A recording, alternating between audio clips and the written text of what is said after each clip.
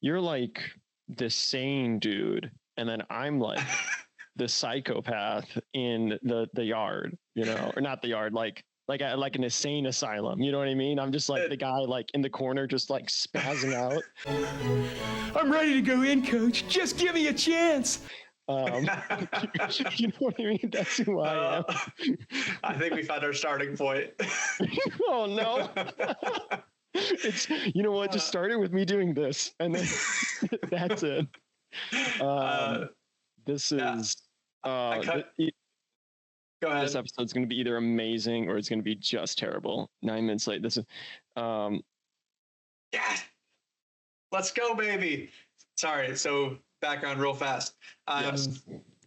I take fantasy football real serious. People that know me know how good I am at it, and I'm in a league where I've won 15 straight weeks. I won the champ. I lost week one. I lost week one last season to David, and a matchup I was like 2 points away from winning.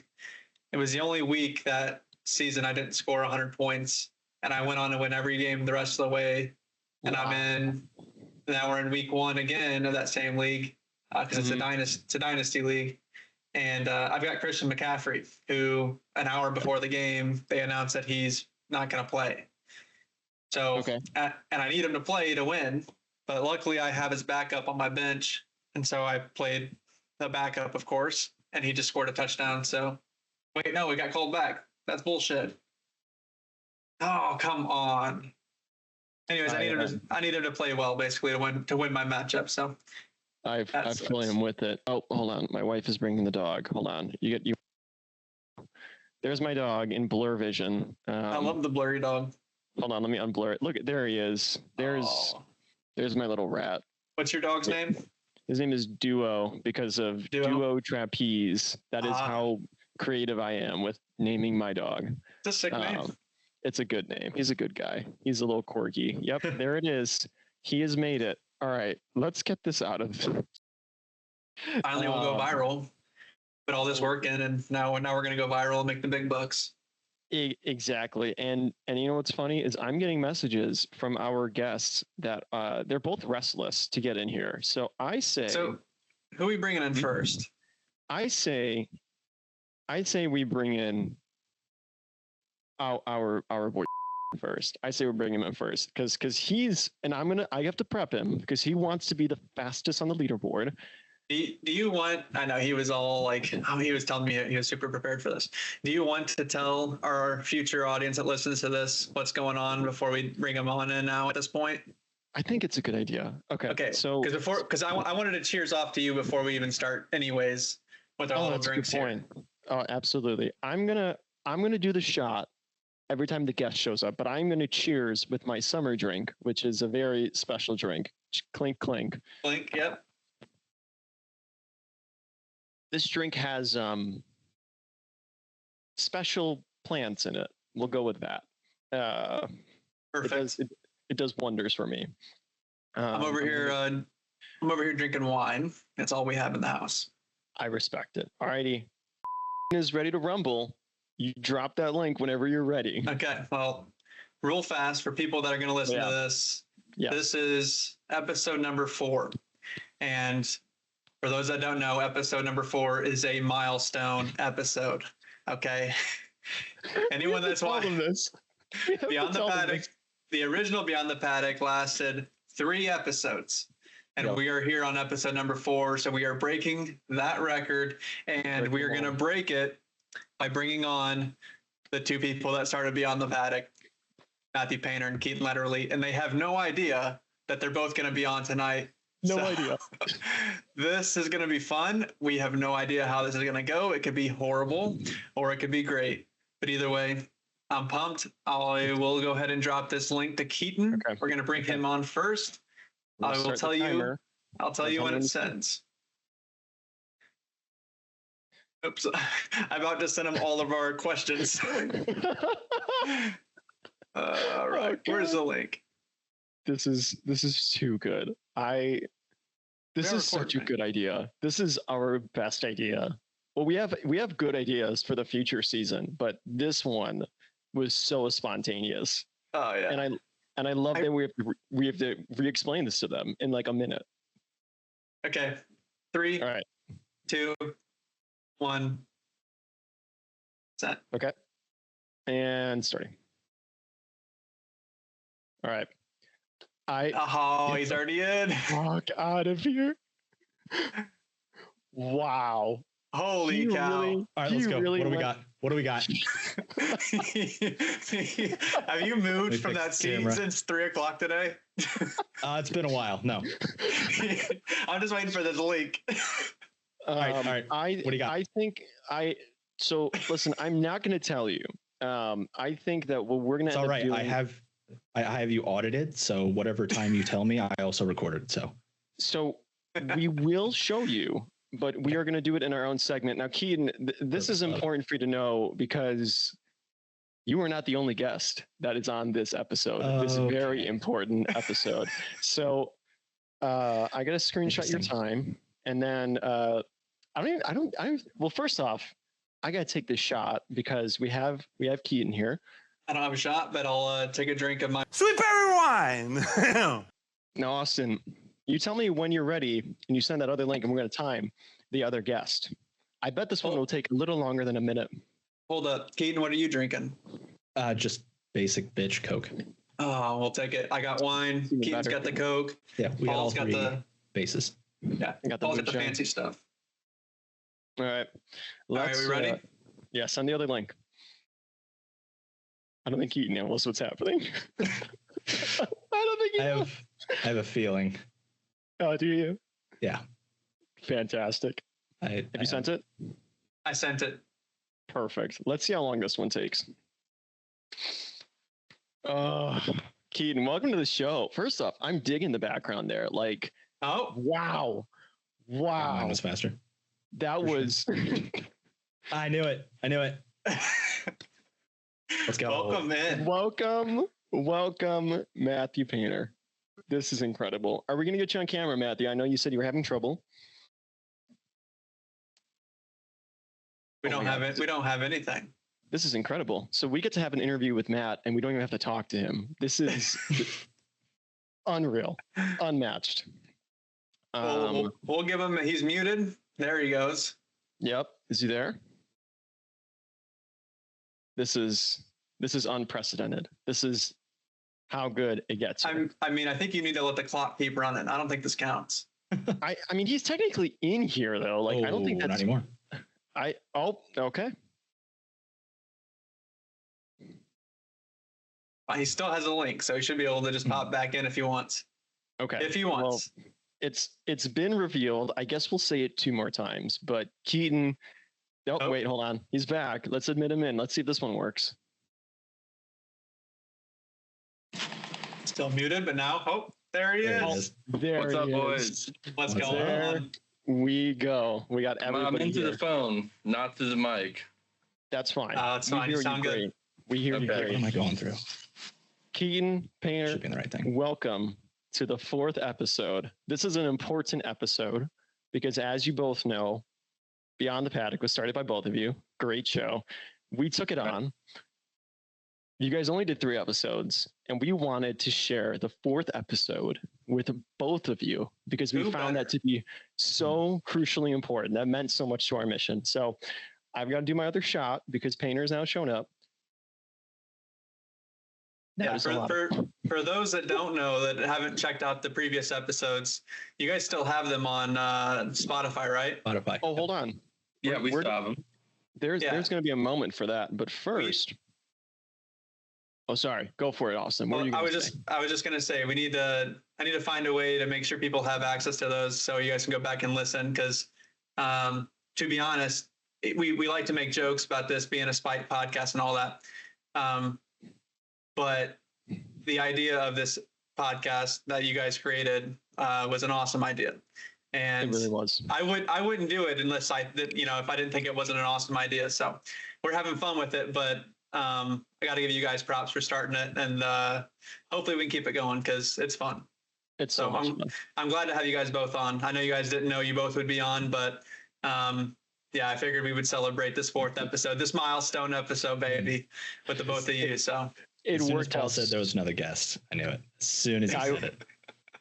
When let me put it to you this way. This is how good of planners Austin and I are, because we have a full schedule of everybody we're bringing on, except this one. I messaged Austin, I think like on Thursday, and I'm like, dude, wouldn't it be funny if we brought Keaton and Painter on? He's like, yes. And then both of you responded immediately that you're down for Monday, and I was so thrilled. Now, because this is a very special episode, we have very special segments today. We love the segments. The whole crowd does.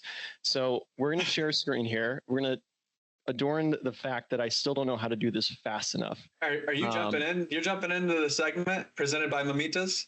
No, we're jumping into the entry leaderboard. Okay. This is very much Top Gear style. We have the times for everybody that's joined. Painter, excellent 9.6 seconds. That's what I'm talking about. I'm at the top where I belong. Just wait. Just wait. You might not be, because Keaton, I have your time. You entered the room in 0. According to Paul. Not 0 minutes. I have it by minutes because unfortunately Brandon and Seb took over a minute. Keaton, you entered the room in 5.2 seconds. Oh no, Okay. That didn't even work. 0 seconds. Keaton beat me again. Okay, so Yes. He's been here since the morning. 5.03. So what are we? We're just gonna split that difference, or We're gonna keep it where it's at. I don't quite know what's happening. You got to meet in the middle, Paul. Meet him in the middle. 2/10 is huge in F1, man. Okay, fine. You know what? We'll give it. I'm just kidding. You're fine. You're fine. You're okay. fine. 0 seconds. We know this is 5.1. Fix this. This is the technology. This is Williams technology. This is what I had to adopt from Austin. Is this nonsense? But congratulations, Keaton. You are the fastest entry into the podcast. Only thing I'm gonna win this season. Jesus Christ. Save that talk for the questions we have to ask. Yes, Boy. and we have 3 more segments. I didn't even tell Austin about them. This is. I don't get to do the segment ideas. That's all Paul. I find out on the fly with you guys, so I have no idea what he's got planned.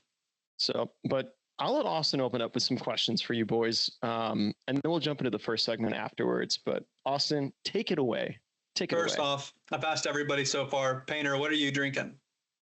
I got a Coors Banquet beer. Oh man, dude, those are Little good. stubby bottle. You see this little stubby bottle? That's Yeah. nice. It's just fine. Oh yeah, just the right size. Yep. You like that? All right. So these questions, I'm not trying to spark any drama whatsoever or anything like that. We're gonna have some fun with this, but I got to give Painter a chance to defend himself over some events that have happened over the off season. So we'll start with you.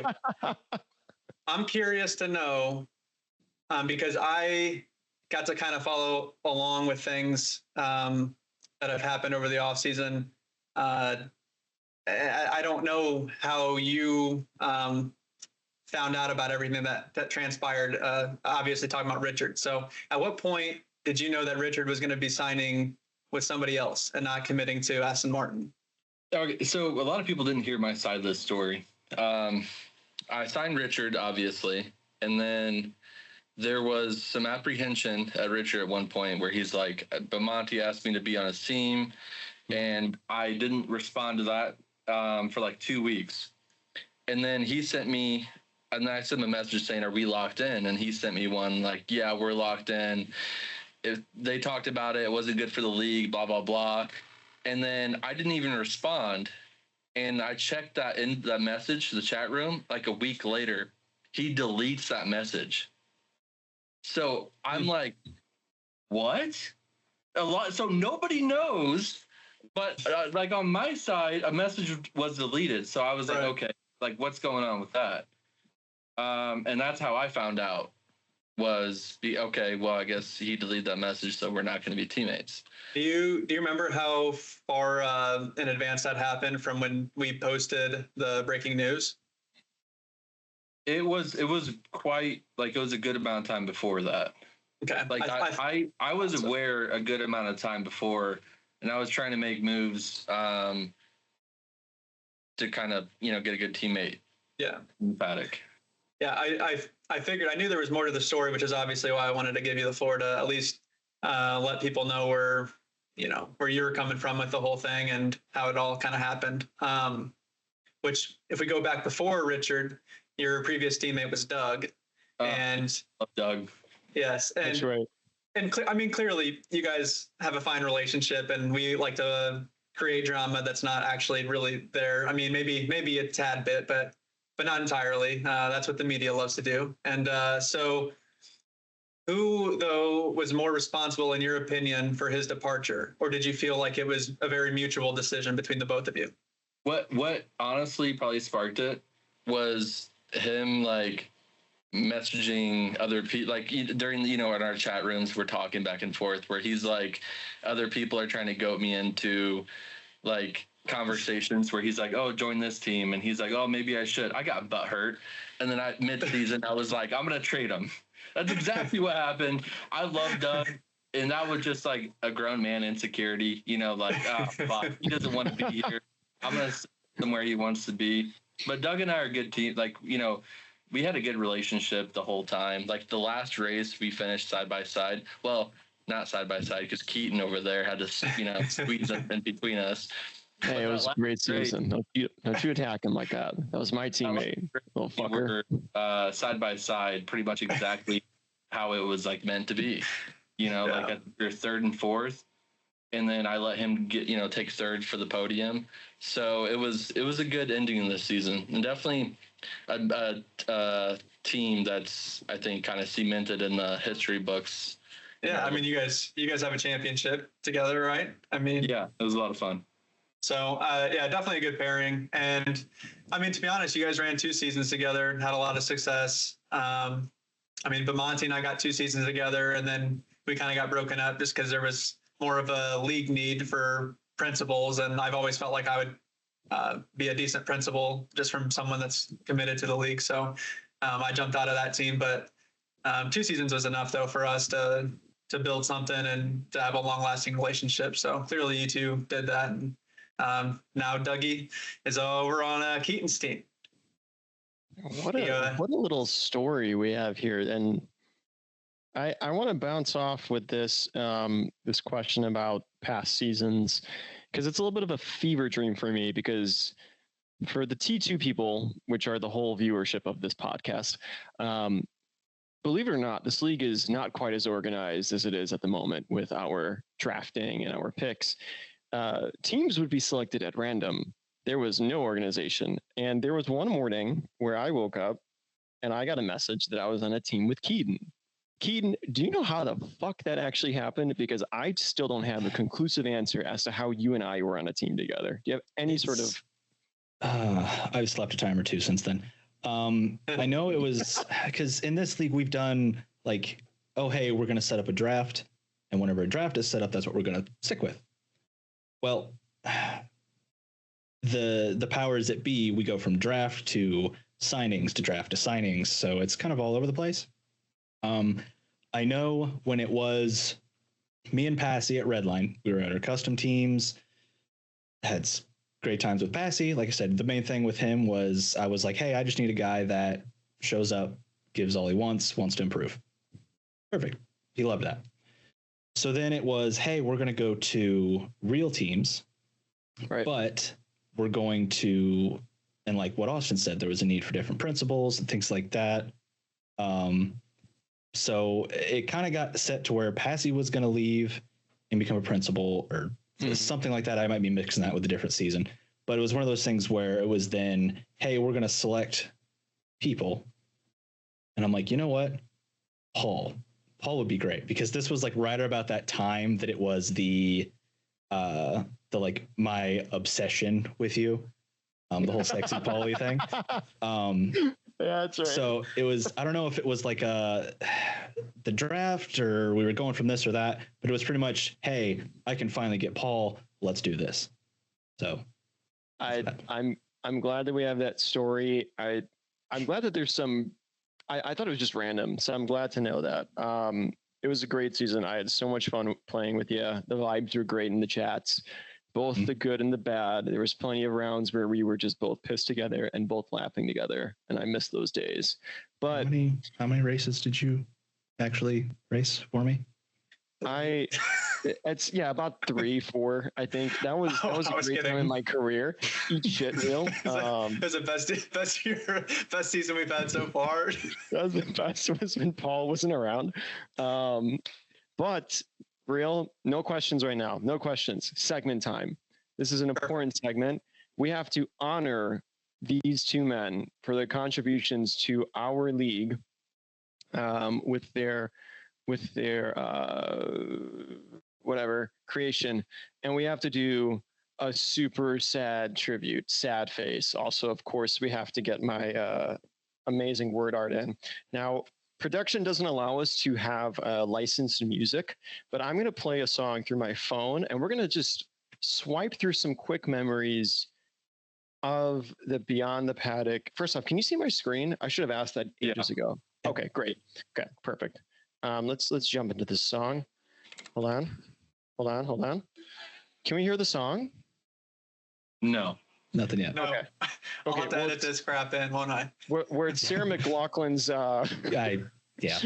it's Sarah McLachlan's song. Okay. So oh great, it's not even working. Oh, there we go. Oh. That's all I had. That was the entire tribute. It was a great time. It was a beautiful time. I hope you guys appreciated that tribute. But now we're back. Real, any questions for these boys? I know you had a few more. Throw them your way. Throw them their way. Who were the 3 people you guys had on? Richard, Paul, and Doug, I believe, right? Doug, yep. Okay, that's what I thought. So if anyone wants to find out more about Richard, Paul, Doug, that's where you go. That's where you go do it, because we're not going to probably be bringing them on here for a while. So Yeah, Richard was a good one. Mm-hmm. Richard, that was A lot of stuff we had no idea. Yeah, Richard has a brother that was like working for like a junior Engineering formula stuff. Yeah. That was actually really cool. Yeah, I was that was really a good hoping, episode. I was hoping you would just end it with that. Like, Richard has a brother. I'm like, oh shit, that is some big fucking news. Painter, how did the golf season end for you, by the way? I know that it's slowly still going close. strong. I shot a good round, shot a 76. I have I think you sent me that. two like golf outings coming up, but I just want to like finish on a good note and then do some work in the winter and then just bounce back strong. Like I pick it up on next season, but it was okay. That's awesome. I when I moved back in October, based on how the winters have been in Illinois lately, I'm hoping I have a chance of playing with you guys before ground freezes up too bad, because I'll definitely make the drive down to Blana. I make the drive up. Yeah, there's a little better golf courses by me, but I don't mind driving down. Is that a Bears hat? It is a Bears hat. That is awesome.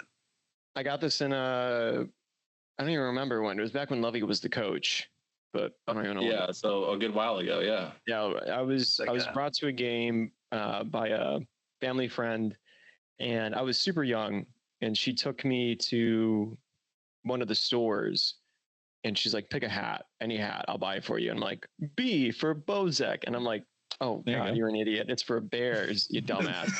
But I've had this hat for well over 10 years.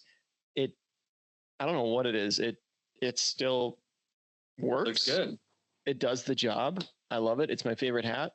My wife sees me in it at least like 3 times a week, but it is, there we go. So apologies, Real. I didn't mean to take you away from your question. No. What do you got? Look at us. We're running the interview now. This is are you? We're taking it back. On the paddock. Hold on. We're taking it back. We're bringing up the Bears, so this isn't really a question I'd written down, but who are your guys' favorite NFL teams? I already know the answer to Keaton's, but go ahead and let people know. It'd probably be Bears. I'm watching the Jets right now. A healthy Aaron Rodgers is good for the league. So Bears, Jets, and then I'd probably have to say that last one's a tough one. I'm not picking the last one. Did you grow up a football fan, or I know you got into fantasy football recently, but yeah, I grew up. We didn't have football growing up. It was a small country school, didn't have football. And then I was 16, and that's how I took up golf. Is that my buddies? We all played baseball and basketball together. They're like, "Hey, we need another body. Like, we're pretty good. Play golf." So I started the hand-me-down sets, and they were like all too short, and that kind of just mixed and matched my bag. And I was really bad, like for like the first year. And then my buddy could afford lessons, and he'd come back and he'd teach me everything. And then I just grinded one summer, kind of like I do, and was pretty good. And then we went to state our senior year, and I was our 3-man. That's awesome. What school? Yeah. Illini Central. Oh, nice. Oh, okay. Nice. Yeah. And Keaton, you pointed at it, but just in case no one can see it, what's your favorite NFL team? That would be the Chiefs. And no, I am not a fair weather fan that has just picked them 4 years ago. Yeah, you've been around being a Chiefs fan for a long time. What made you a Chiefs fan? So obviously, growing up, being a kid, watching football, it's always your dad's team. So my dad, Bears and Chiefs for him. So obviously, in the '80s, Walter Payton, he was the guy. Yep. He's kind of what obviously drove my dad into football. My dad played in high school, was a running back, and then he went to the Chiefs because of Christian Okoye. So during like late 80s, early 90s, Christian Okoye, and then it went to like Dante Hall, things like that. They had great players, just team itself wasn't really together. So always been a Chiefs fan since I started watching football.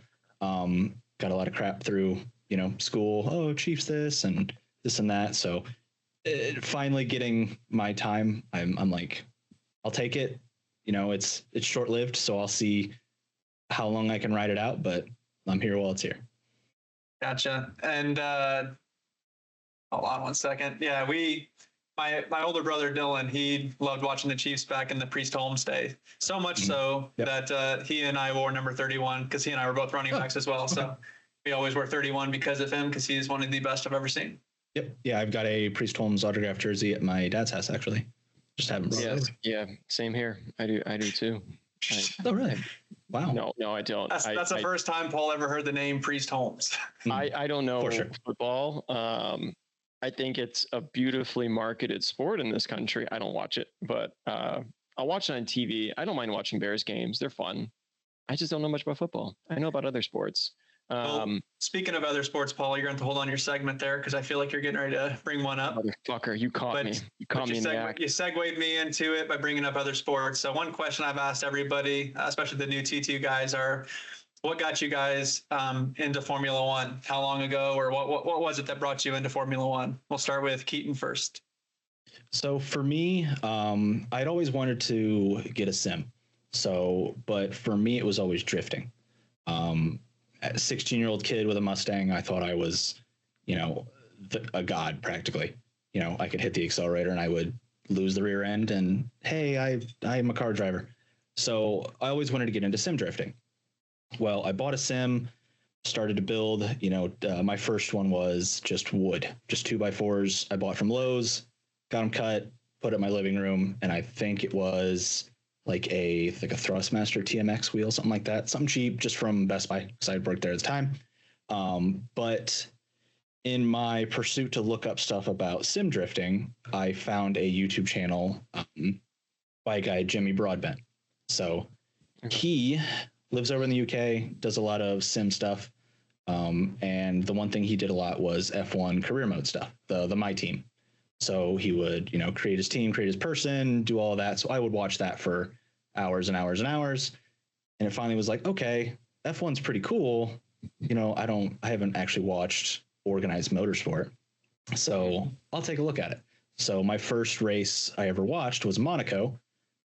Totally not the reason why it's my favorite track. Yeah. At least to drive. Was Monaco where Lando got on the podium, which was 21. It was 21. It was 21 because that was the season with Lewis and Max. So as soon as I watched that, it was okay. I have to watch this every week. Like, this is super cool. And then I started playing the game, and here we are. And speaking of Monaco, it is such an honor to have Keaton here about this. I hate you too so much. The league doesn't quite know this yet, but Austin Reel actually is the princess of Monaco, because one night back when, I think it's great that everybody does the pickup races, the T2 guys do it. we used to do that. And there was one night where Real, Keaton, I think probably Painter was like a bunch of us were on there. And Keaton just wanted to run Monaco so bad. Like it was like the thing of the whole night. And we finally did. And guess who wins the race? Wasn't Keaton. It wasn't Keaton. It was Mr. Austin Real. And it was one of the great, because I loved that moment. But 21, that's a great year to get into the sport because you had one of the most exciting years of F1. And then now we get to 2024, where we probably are going to have the next most exciting season that we've had in a decade. This is an absurd season. But what about you, Painter? When did you get into this sport? How did this all happen for you? I got into the sport because of the league. I was not a race. I was a sim racer first before a fan. And then kind of like Keaton, I remember, I don't remember how I came across the league. I think I came across David Facebook post. And then I bought a wheel after like the first race on a controller. I hit up Kyle's speed and I was like, hey, do you have an extra wheel I can buy off you? Bought off the wheel from him and then just started racing. I grew up a Haas. Like I started transitioning to a Haas fan. Gunther Steiner was kind of like my favorite person in Formula One. And then it's kind of transitioned to the Aston Martin. And I just, I bleed the AM green. Oh, yeah. But I mean, even now, I'm not the biggest F1 fan, to be perfectly honest with you. Really? I enjoy the races when I watch them. Okay. But I will not make time for them. If it's like I'm golfing or tennis, what have you, I'm just not going to make time for them. I always watch like the highlights and the replays and whatnot, but I won't like make time to watch the race. And, I love the drama of the sport. I think it's like top tier because it's the teams are, 2-man teams and it's like a global environment, but I'm not like the biggest Formula One fan. I respect that entirely. It's not a sport for everyone, especially with all the side stories going on. It is kind of a big narrative at the moment. So I entirely respect it. But I need to step on Mr. Real's toes here because we need to do a segment that we haven't done in a hot second. The crowd loves it. It is Explain This Pic. It's where we find a picture on Instagram and we expect you guys to kind of talk it through. And this is, of course, the special sad tribute edition. It's about Keaton. Keaton, I can't do this because you didn't fucking accept my request. So what the bullshit is this? Here's what pisses me off the most. Chris Games Real follows you, which means that you would have had to have accepted this motherfucker's invite. But I've been requesting this for a solid 2 years. What's the story? What's going on here? Let's see. Paul Bosick. What's happening here? This is bullshit. Paul's been waiting for this moment for a while now, just so we can become your friend on Instagram. Gotcha. I was livid. I was man, because I was looking at Painter and I couldn't find him, but then I found you. Okay, well, it's resolved. Is it? I don't get on social media. Okay, I feel very rarely. Ever since this league has become what it is, I barely get on Facebook, barely get on Instagram, anything. Like you guys are pretty much my socialness. That's it. So I respect that. When Chris came in, his last few races of the last T2 season, I saw him. He came in, and then it was after the first race. I was swiping on Instagram one night because I think my girlfriend doesn't text or call or anything like that. She uses Snapchat. Don't know why. I think she likes just the emoji stuff, whatever. So all of our communication is through Snapchat, texting. Okay. Mm-hmm. And then she'll just randomly send me Instagram Reels, TikToks, things like that through Instagram. So the only time I'm ever on Instagram is when I get something from her. So I remember I saw something and then I went out to my homepage and the first thing on it was Chris. I was like, oh, that's weird. Okay. Clicked his channel, looked through, and was like, wow, this guy drives with offset T-cam. I hate that. Follow. Okay. So, and then the last T2 race, yada, yada. And then it was like, okay, we're going to draft reserves. And I'm like, I like this guy. So I kind of use that as like game film. So I would go back, look at his, and I'm like, okay, I like the way he drives. I like this and that. So yeah, I think that's a good decision. But yeah, I apologize. That was not intentional, but it is resolved now. We got to talk about this, and then we're going to get to Painter because I got to ask Painter a question about Instagram. But this is the fucking craziest looking helmet I have ever seen. Do you still use this when you bike, or what's going on with this helmet? That one specifically, no. So that was Okay. the first helmet that I bought myself. Okay. What that is so it's a dual sport helmet. So usually it would have, so if you've ever seen like a dirt bike helmet, it has the like bill that like a hat has on the top. Yeah. It's not a bill, but whatever. So there's a guy on YouTube that I watched that had this specific helmet, and what he did is he put like Bluetooth speakers on the side to make it look like gas mask filters. He has like tubes running back. Yeah, his name's Walterific. Yeah, I used to watch him all the time. Yep. Love his motovlog stuff. Yep. Yeah. So that's that exact helmet that he has. So I was like, you know what would be really cool? I want to do that, but I want to do something different. So I did just that, took the brow off, because on a street bike it's less fun to have that, because then if you just lift your head a little bit, it's like wind. So took that off, made it look like his. I just hadn't gotten to the point of, oh, I'm going to do this and then this and this and that. So yeah, that was the first helmet I had ever bought myself. But I modeled it, or I was going to model it around him, but then I found a different one that I liked, and now I have that one. That is sick.